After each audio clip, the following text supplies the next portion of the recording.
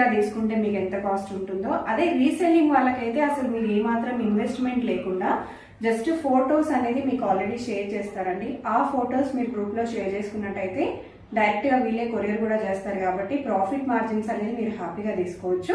So next వచ్చేసి ఇంకో kurti set అండి ఇది. సో ఇది వచ్చేసి 2 పీస్ సెట్ రంగునీతి ఇది.